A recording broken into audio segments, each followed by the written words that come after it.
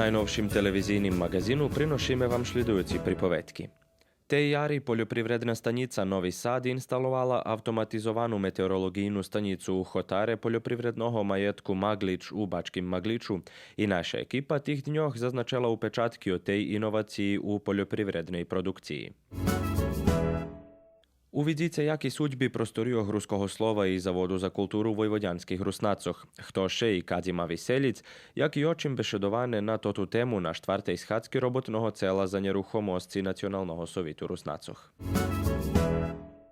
Prinošime vam i pripovetku o mladej malženskej pári, ktorá preležala koronavírus i ich iskustvo zo toho periodu.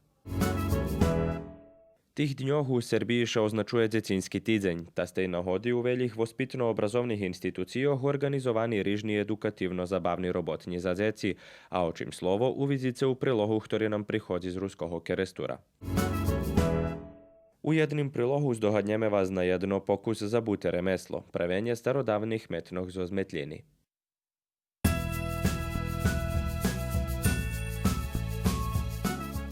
Televizijni magazin na nedjelju na 20 hodin.